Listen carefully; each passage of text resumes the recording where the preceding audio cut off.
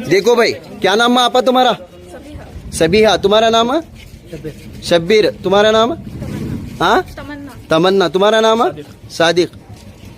वसीम। तुम्हें ऊपर बोले तुम्हारे आदमियां जो शकील बिन हनीफ की मेहनत कर रहे हैं, सही कर रहे हैं, करको बोले नहीं? भाई जवाब दो भाई।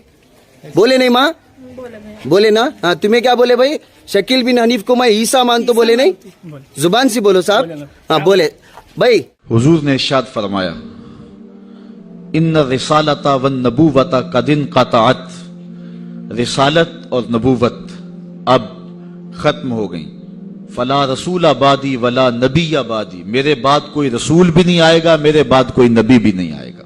बहुत सारे लोग मुख्तलिफ जमानों के अंदर नबूवत के दावे करते रहे और अपने अंजाम बद को पहुंचते रहे, और सबसे बड़ा फितना जो पैदा हुआ वो कादियान का दज्जाल मिर्जा कादियानी। पहले तो उसने ये कहा कि हुजूर अलैहिस्सलाम के बाद नबूवत का इजरा मुमकिन नहीं है, और अपनी ये किताब हमामतुल बुशरा के अंदर उसने कहा रब्बे रहीम शान वाले ने हमारे नबी का नाम खातमुल अंबिया बगैर किसी इस्तिस्ना के रखा है, और हमारे नबी ने ला नबिया बादी के बयान से इसकी तशरीह कर दी है, जो तालिब इल्मों के लिए बिल्कुल वाज़ेह है। ये उसने अपनी किताब हमामतुल बुशरा के अंदर लिखा। उस वक्त तक उसका प्रोग्राम नहीं था कि मैंने नबूवत का दावा करना है। बाद में आपकी सियालकोट की कचहरी में ही वो मुलाजिम था, और मैं अगर तारीख के अबवाब खोलूं तो बात लंबी हो जाएगी। कुछ लोगों का इंटरव्यू हुआ, वो कामयाब ठहरा, और फिर उसने पहले रास्ता हमवार करना शुरू किया, और फिर एक दिन उसने कह दिया कि बासानी अल्लाह अला रासिल मियाते ले उजद्दिद दीन, अल्लाह ने मुझे सदी के सर पे मबूस किया है कि मैं दीन की तजदीद करूं। मुजद्दिद बन बैठा। फिर कुछ वक्त गुजरा, उसने कहा व अनल मसीहुल मऊद वल महदीउल माहूद, मैं मसीह मऊद हूं और महदी मौहूद हूं। ये हकीकतुल वही के अंदर उसने लिखा, रूहानी खजाइन के अंदर मौजूद है। फिर एक दिन बदबख्त ने कहा कि मनम मसीह जमा व मनम कलीम खुदा, मनम मोहम्मद व अहमद के मुजतबा बाशद, अस्तगफिरुल्लाह लानतुल्लाह अलल काज़िबीन। उसने कहा मैं ही मसीह जमा हूं, मैं ही कलीम खुदा हूं, और माअज़ल्लाह अस्तगफिरुल्लाह मैं ही मोहम्मद हूं, मैं ही अहमद हूं कि जो मुजतबा थे। और फिर बदबख्त आगे बढ़ा और उसने अंबिया की तौहीन की, जाते बारी की तौहीन की, और कहा बायानी रब्बी, मेरे रब ने मेरी बैत की है। माअज़ल्लाह अस्तगफिरुल्लाह। ये रूहानी खजाइन के सफा नंबर 227 पे उसने लिखा। और फिर कहने लगा मेरे रब ने मुझे वही की है, अंत मिन्नी बेमंज़लत औलादी, आप मेरे लिए मेरी औलाद की जगह है। अस्तगफिरुल्लाह अला ज़ालिक। फिर उसने कहा इब्ने मरियम के जिक्र को छोड़ो, इससे बेहतर गुलाम अहमद है। अस्तगफिरुल्लाह। फिर उसने लफ्ज घड़ने शुरू कर दिए और अल्लाह की वही उसको करार देना शुरू कर दिया। मेरे पास इतना वक्त नहीं है कि इसके हफवात और इसकी बकवासात को आपके सामने रखूं, लेकिन जो उसने वही के नाम से लोगों तक पहुंचाया वो गालियां थी, वो लग़वियात थे, वो उलूहियत की तौहीन पर मुश्तमिल बातें थी, अंबिया की तौहीन थी, सहाबा और अहले बैत की तौहीन थी, और तज़ादात पर मुश्तमिल बातें थी। और क्यों ना हो कि ये शख्स अजली बदबख्त था, और फिर इसने यहां तक कहा कि जो मेरी बात को नहीं मानते और मुझे तस्लीम नहीं करते वो जंगलों के सूअर और कंजरियों की औलाद हैं। अस्तगफिरुल्लाह अला ज़ालिक। और मुसलमानों को अपनी हिमायत और अपनी अतात के लिए इसने उभारा। जो ज़रपरस्त लोग थे वो इसके पीछे लग गए, चूंकि जिनके मफादात और मिर्जा कादियानी के मफादात सांझे थे तो उन्होंने उसके पीछे लगना ही था। चूंकि मिर्जा कादियानी जो है ये अंग्रेज का लगाया हुआ पौधा है। मुख्तलिफ वेबसाइट्स पर इस्लाम के नाम पर मिर्जाई आज भी सरगर्म अमल हैं। अल्लाह ताला जल्ला शानहू ने हमारे उलमा को ये तौफीक नसीब फरमाई कि वो पूरी कुव्वत के साथ इनके मुकाबले के अंदर निकले। पीर सैयद जमात अली शाह रहमतुल्लाह ताला अलैह, आपने फरमाया अन करीब जलील होके मरेगा। फिर जहां मरा आपको पता है, गंदगी में लुथड़ा हुआ था, तड़पता हुआ मरा। اللہ تعالیٰ جل شانہ نے علماء کو طاقت دی، انہوں نے ناطقہ بند کر کے رکھ دیا۔ پھر جب پاکستان بنا تو سب سے زیادہ جن لوگوں نے مخالفت کی پاکستان کی وہ مرزائی تھے۔ پاکستان کے حق میں انہوں نے ووٹ نہیں دیا۔ آج بھی جو ربوے میں دفن ہوتے ہیں وہ امانتاً دفن ہوتے ہیں۔ ان کا عقیدہ ہے کہ پاکستان ٹوٹ جائے گا اور ہمیں اٹھا کر کے جو ہے وہ قادیان میں دفن کیا جائے گا، یہ وصیت کر کے وہاں دفن ہوتے ہیں۔ جب بھٹو کا دور آیا 76 کے اندر نشتر کالج کے کچھ طلباء مری جا رہے تھے، ربوے سے گزرے تو مرزائی غنڈوں نے ان کو جو ہے وہ سب و شتم کیا اور غوب و زود کیا، ان کو مارا زخمی کر دیا۔ تو تحریک پھر دوسری بار جو ہے وہ مرزائیت کے خلاف اٹھ کھڑی ہوئی، جو کراچی سے خیبر تک پورے بانک پن کے ساتھ چلی۔ اللہ تعالیٰ رحمت نازل کرے علامہ نورانی کی قبر پہ۔ انہوں نے علماء کے دستخط کے ساتھ جو ہے وہ اسمبلی کے اندر درخواست جمع کروائی مرزائیوں کو اقلیت قرار دینے کے لیے، قرارداد پیش کی، اور پھر کیا ہوا؟ 3 مہینے کی مسلسل محنت۔ علامہ سارا دن اسمبلی کی کاروائی میں رہتے اور راتوں کو دور دراز علاقوں کا سفر کرتے اور جلسے کرتے اور ختم نبوت پر جو ہے وہ لوگوں کو ابھارتے۔ اور پھر مرزائیوں کو بھی بلایا گیا، صفائی کا موقع دیا گیا۔ پھر ایک وقت آ گیا کہ حکومت مجبور ہو گئی۔ مسٹر بھٹو علامہ نورانی سے کہنے لگے، نورانی صاحب یہ تو مدارس کے دارالافتاء کا مسئلہ ہے جو آپ اسمبلی میں لے آئے، یہ تو علماء کا کام ہے کہ کون کافر ہے اور کون مومن ہے، تو آپ اس کو اسمبلی کے فلور پہ لے آئے ہیں تو اس کو مدارس میں حل کرنا چاہیے تھا۔ تو حضرت علامہ نورانی نے جو جواب دیا وہ بڑا خوبصورت تھا۔ فرمانے لگے، بھٹو صاحب مجھے ایک بات بتا دیں، آپ منتخب وزیر اعظم ہیں، اگر آپ کے مقابلے میں کوئی کرسی بچھا کے بیٹھ جائے تو آپ اس کے بارے میں کیا رائے رکھتے ہیں؟ تو بھٹو کہنے لگا، یا وہ باغی ہے یا وہ پاگل ہے۔ تو کہا، بھٹو صاحب وزارت کی کرسی چھوٹی ہے، ختم نبوت کی کرسی بڑی ہے، اب جو کہتا ہے میں نبی ہوں ماننا پڑے گا، یا پاگل ہے یا باغی ہے۔ پھر وہ وقت آیا، 7 ستمبر کی شام تھی کہ اسمبلی کے فلور پر جدھر دیکھتے تھے نعرہ رسالت اور نعرہ توحید اور ختم نبوت زندہ باد کے نعرے ہی گونج رہے تھے۔ اپنی حیت میں پرامن دین ہے اور اپنے ماننے والوں کو امن سکھاتا ہے، لیکن اگر کوئی شر کرے، کوئی فساد کرے تو اسلام پھر اس کی گردن بھی توڑتا ہے، لیکن اس کے لیے ضابطے مقرر کیے، اس کے لیے قوانین وضع کیے، اور اس کے لیے اسلام نے کوشش کی کہ شر جو ہے وہ بہت جلدی مٹ جائے۔ تو یہ اسلام کی روشن اور تابناک تاریخ ہے، تو اس تاریخ کو کبھی بھی جو ہے وہ مسلمان داغدار نہیں ہونے دیں گے۔ لیکن غیر مسلموں نے جب مسلمانوں کو مختلف طریقوں سے بدنام کرنے کے لیے مستشرقین کی سازشوں نے کام کیا، تو پھر مختلف ادوار کے اندر خوارج اسلام کے چہرے کو مسخ کرتے رہے اور وہ الزام اسلام پہ آتا رہا۔ علماء حق نے ہر دور میں کہا کہ ان لوگوں کا اسلام سے کوئی تعلق نہیں ہے۔ آج بھی پاکستان کے اندر انبوہ انسانی میں کچھ لوگ گھس کر کے بم بلاسٹ کر دیتے ہیں اور پھر انسانوں کے جسموں کے لوتھڑے دیواروں سے چپک جاتے ہیں، چھوٹے چھوٹے بچے تڑپ تڑپ کے جان دے دیتے ہیں، مائیں رو رو کے اپنے بچوں کو دیکھتی ہیں اور خود بھی جان دے رہی ہوتی ہیں، اور یہ وہ لمحے ہوتے ہیں کہ انسانیت کا سر بھی شرم سے جھک جاتا ہے۔ لیکن وہ کتنا بد نصیب شخص ہے جو سینے پہ ہاتھ رکھ کے کہتا ہے یہ ذمہ داری میں قبول کرتا ہوں۔ اب اگر اس شخص کے لیے کسی شخص کے دل میں نرم گوشہ ہے تو اس کا بھی اسلام سے کیا تعلق باقی رہ جاتا ہے؟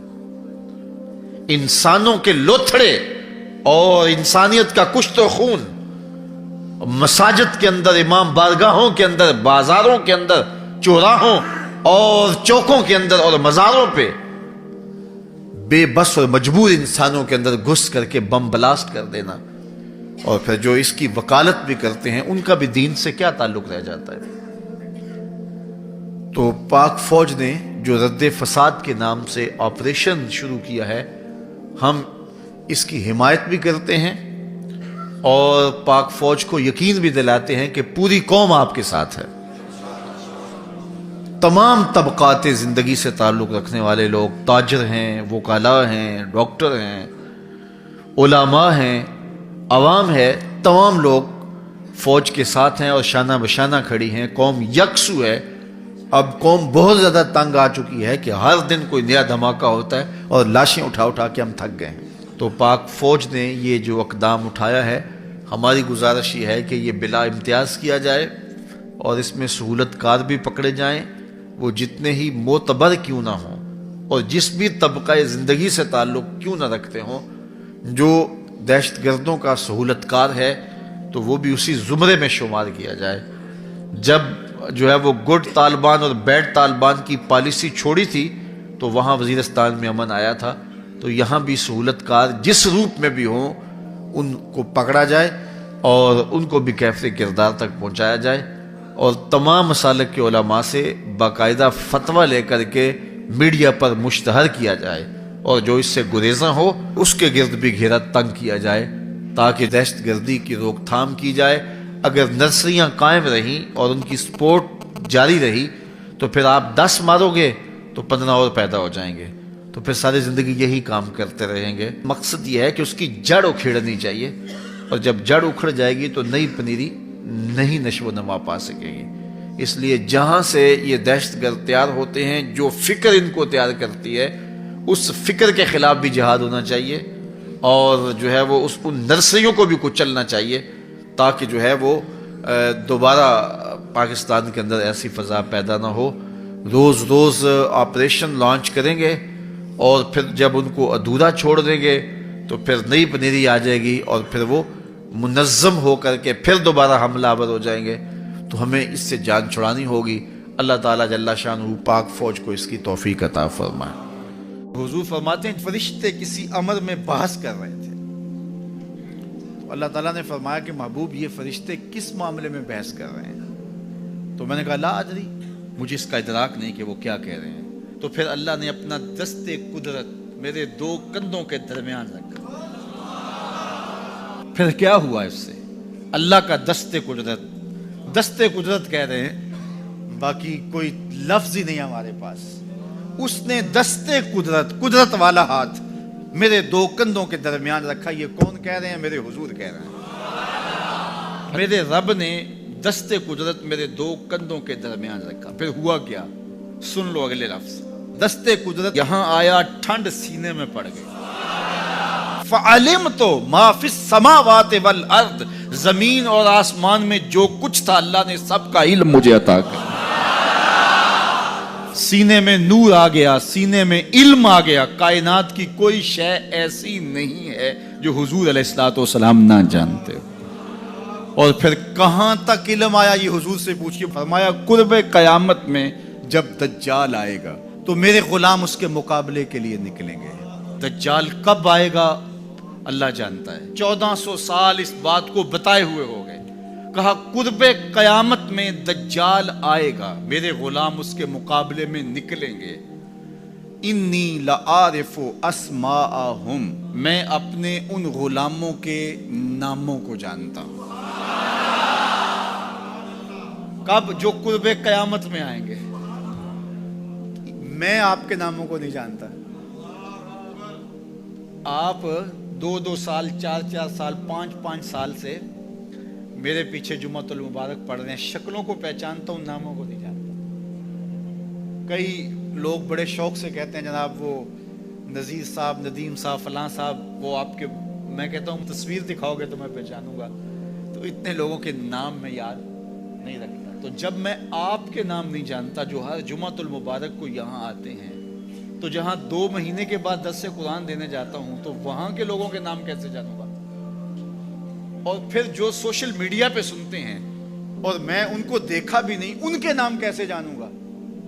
और मेरे हुजूर क्या कह रहे हैं कि कुर्बे कयामत में जो दज्जाल आने वाला है और मेरे गुलाम जो उसके मुकाबले में निकलेंगे, मैं उन गुलामों के नामों को जानता हूं। बात खत्म यहां नहीं हुई, यहां खत्म हो जाती फिर भी काफी था, लेकिन मेरे हुजूर ने आगे भी बात फरमाई। व अस्मा आबाइहिम, उनके बापों के नामों को भी जानता हूं। उनके बापों के नामों को भी। कहानी खत्म नहीं हुई, बात आगे फरमाई। व अलवाना खुयूलेहिम, جن گھوڑوں پہ چڑھ کے جہاد کریں گے میں محمد ان گھوڑوں کے رنگوں کو بھی جانتا ہوں. کون سا غلام، کس کا بیٹا، کس قبیلے کا فرد کس رنگ کے گھوڑے پہ بیٹھ کے جہاد کرے گا؟ کہا میں سب جانتا ہوں. یہ کیوں جانتے ہیں؟ دستے قدرت حضور کے کندھوں پہ آیا. وہ کہتا ہے الرحمن علم القرآن، یہ تلمیذ رحمان ہے، میں نے پڑھایا ہے. تو جب اس نے پڑھایا ہے تو پھر کوئی شے مخفی، محبوب سے کوئی شے پوشیدہ نہیں رکھی. اور اعلیٰ حضرت فرماتے ہیں کوئی نشانی باقی رہ گئی جب رخ سے نقاب بھی الٹ دیا، جب رب نے اپنا آپ بھی نہیں چھپایا تو پھر کوئی شے باقی پیچھے رہ گئی. لِنُرِيَهُ مِنْ آیاتنا، اس نے اپنی قدرت کی نشانیاں دکھا. اس وقت جو جنگ ہمارے اوپر مسلط کی گئی ہے، جس نے ہماری تہذیب کو بھی متاثر کیا ہے اور ہمارے عقائد نظریات کے اندر بھی تشکیک پیدا کر دی ہے. ویسے تو ایک زمانے میں اتنے بڑے بڑے حملے تھے، یہ معتزلہ کا حملہ کوئی چھوٹا حملہ نہیں تھا. 3 بادشاہتیں ان کے زیر اثر رہی ہیں. آپ نے یہ کہانیاں پڑھی ہوئی ہیں کہ امام اعظم ابو حنیفہ کی وفات جیل میں ہوئی تھی. آپ نے یہ سنا ہے کہ امام احمد بن حنبل کے بدن پر 1 انچ جگہ بھی ایسی نہیں تھی جہاں کوڑے کا نشان موجود نہیں. لیکن آج معتزلہ کے نام سے کوئی گروہ، کوئی فرقہ دنیا پہ دکھائی دیتا ہے، انہوں نے اس کا ناطقہ بند کر دیا. دلیل سے، عملی قیام سے، جد و جہد سے. مرجیہ تھے، لا ادریہ تھے، اندیہ تھے.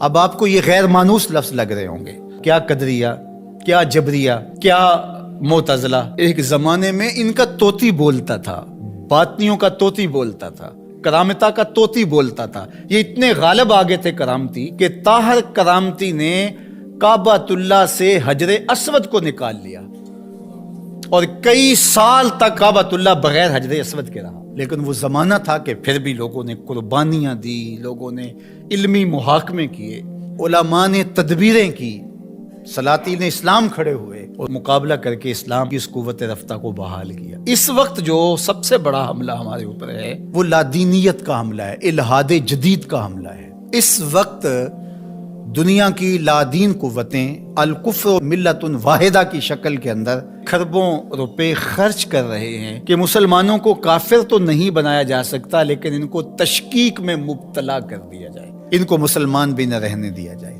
تشتت اور افتراق پیدا کر دیا جائے، فرقہ واریت کے بیج ان کے اندر بوئے جائیں، یہ باہم دست و گریبان ہو جائے، جغرافیائی تقسیمات پر ان کا یقین ایمان کی حد تک چلا جائے. عجم اور عرب کی لڑائی پر 2 ممالک کو آپس میں کھڑا کر دیا گیا اور یہ جتنے فسادات مشرق وسطیٰ میں ہوئے ہیں، مسلم کش ہو گیا، ایک دوسرے کو مارنے لگے، لسانی بنیادوں پر، فرقہ وارانہ بنیادوں پر. قتل عام ہوا، مسلمان کا خون پانی سے بھی سستا ہو کر کے بہا. اور جنگیں جو بھی لڑی جاتی ہیں مفاد کی عالمی طاقتیں اسی خطے میں لڑتی ہیں. یورپ میں کوئی جنگ نہیں لڑی جا رہی، عالمی طاقتوں کا بازیچہ بن کے ہم رہ گئے. ہم کب شعور کی آنکھ کھولیں گے؟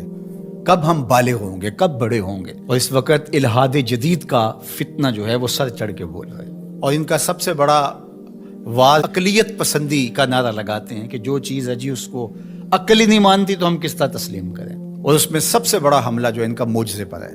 جو کہتے ہیں کہ معجزہ جو ہے یہ نہیں ہوتا، وہی پر حملہ ہے. چونکہ یہ بنیادوں کو ڈھا دیا جائے گا تو عمارت خود بخود گر جائے گی نیچے.